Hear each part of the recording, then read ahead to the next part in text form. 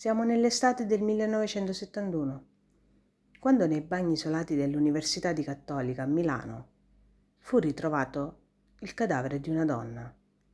Il cadavere in questione è quello di Simonetta Ferrero. Ma torniamo un po' indietro.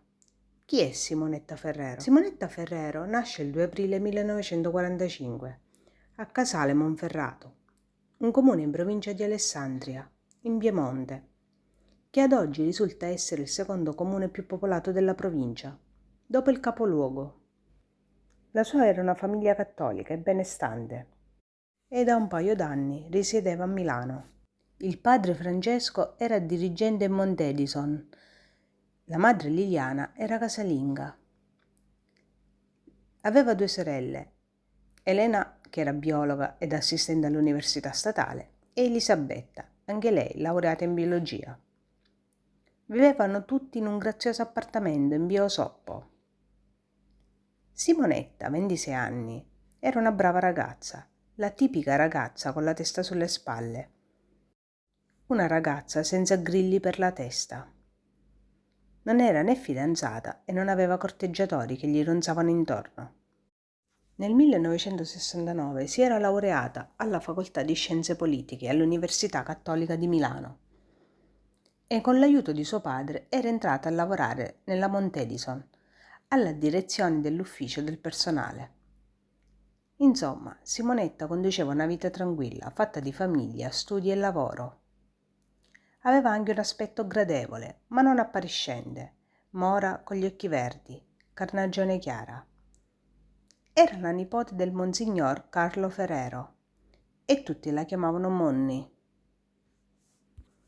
Quando aveva del tempo libero lo passava a fare volontariato presso le Dame di San Vincenzo o alla Croce Rossa. Sabato 24 luglio del 1971 a Milano faceva un gran caldo, la città si stava svuotando. Simonetta e i suoi genitori erano pronti per le vacanze. Quell'anno sarebbero partiti per la Corsica. La mattina di quel giorno Simonetta decise di uscire per fare gli ultimi acquisti prima della partenza e sbrigare anche qualche commissione. Prima andò a cambiare le lire in franchi, proprio per la partenza. Poi si recò in una tappezzeria di Corso Vercelli e poi in un negozio di estetica. Proseguì verso una libreria, dove acquistò un dizionario tascabile. Di quest'ultimo acquisto fu comprovato dal ritrovamento di uno scontrino fiscale che avvenne alle 10:37. Dopo la libreria si recò in via Carducci, dove acquistò articoli di profumeria. L'ultima volta che Simonetta venne vista viva fu proprio in quella profumeria alle 11:30. Poi si recò all'Università Cattolica, anche se non si sa con certezza perché si recò all'università. Sono state fatte varie ipotesi, del tipo che forse Simonetta si sarebbe recata lì per ritirare delle dispense nella libreria dell'Ateneo, oppure semplicemente per andare in bagno, o forse doveva incontrarsi con qualcuno. Qualsiasi cosa dovesse o volesse fare, da quel momento Simonetta sparì.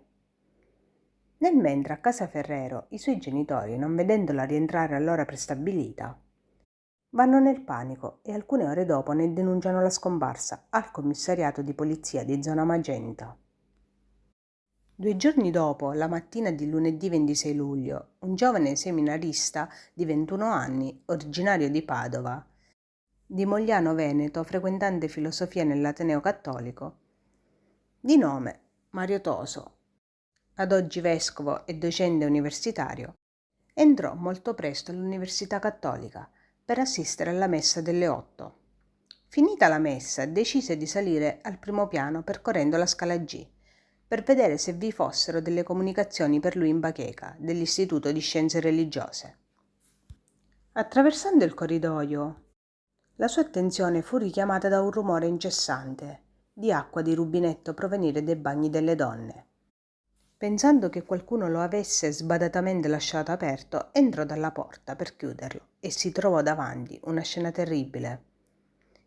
il corpo di una giovane donna completamente sfigurato da un numero imprecisato di ferite.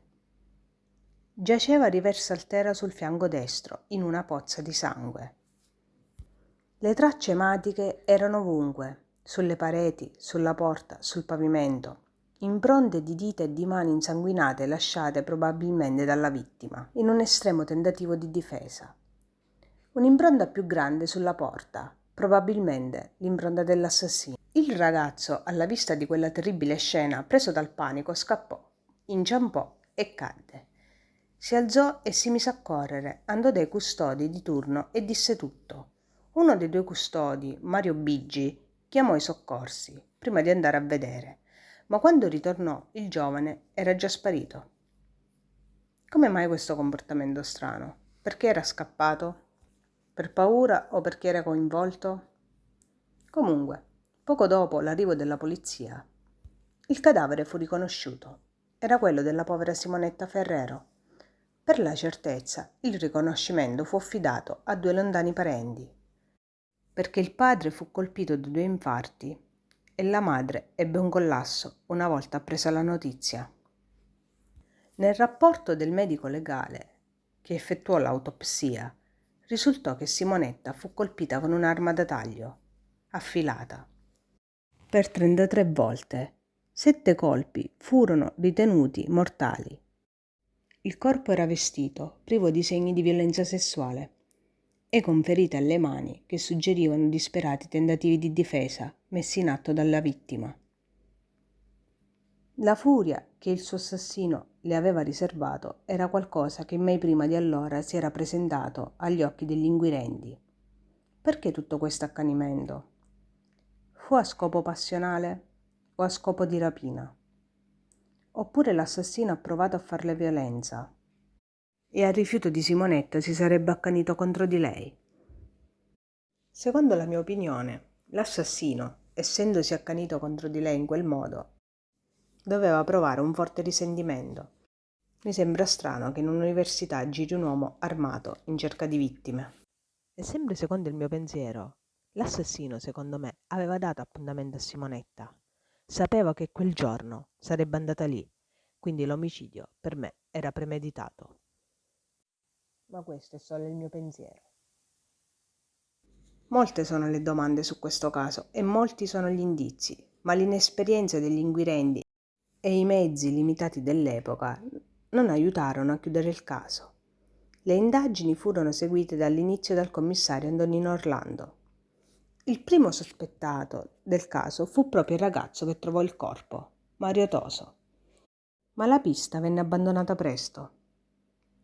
Poco prima della scomparsa, la commessa della profumeria si ricordò di aver notato una Fiat 500 bianca accostata al marciapiede di fronte del negozio, ma non seppe dire se la ragazza salì su quella macchina o proseguì a piedi. È da escludere il tentativo di rapina, finita male, perché nella borsa di Simonetta vennero trovati i franchi francesi che aveva scambiato con le lire quella mattina. In più, tutto l'oro che la ragazza indossava era rimasto lì. Successivamente fu ipotizzato come possibile movente la mancata assunzione di qualche laureato alla Montedison, ma anche questa pista fu scartata in seguito. Il 29 luglio nella chiesa di San Protaso, a Piazzale Brescia, si svolsero i funerali di Simonetta, celebrati dallo stesso zio Monsignore Carlo Ferrero, al quale presenziarono molte crocerossine, studenti della Cattolica e colleghi di lavoro. Le indagini però non si fermarono e si allargarono alla provincia, seguendo le segnalazioni di 2 uomini che importunavano altre ragazze all'università, ma senza esito. Il 2 agosto gli inquirenti conclusero che l'assassino aveva avuto tutto il tempo necessario per cambiarsi d'abito, lavarsi dal sangue della vittima e lasciare l'università a quell'ora deserta. Il 4 agosto furono trovati nella Cattolica un fazzoletto, uno straccio e un indumento blu. Le indagini sulla vita di Simonetta non trovarono nulla di particolare, in quanto la ragazza non ha fidanzati, è una ragazza seria e precisa, vive ancora con i suoi e da poco lavorava. Nel 1994 il prefetto di Milano, Achille Serra, ricevette una lettera anonima scritta da una donna che sosteneva che nel 1974, 3 anni dopo l'assassinio, una sua amica venne molestata da un religioso della Cattolica, che all'epoca lavorava all'università e che venne licenziato perché aveva importunato alcune ragazze. Ma anche questa pista non portò a nulla. Ad oggi il delitto di Simonetta Ferrero è un delitto ancora irrisolto. E secondo il mio pensiero, il caso non fu risolto per i mezzi limitanti dell'epoca e l'inesperienza degli inquirenti. Molti erano gli indizi e molte erano le tracce ematiche, ma ancora ad oggi non si sa se hanno analizzato queste prove. Non ho trovato nulla al riguardo. Sono passati 51 anni dalla morte di Simonetta Ferrero e ancora ad oggi il suo omicidio rimane senza un colpevole. Con questo io vi saluto. Alla prossima.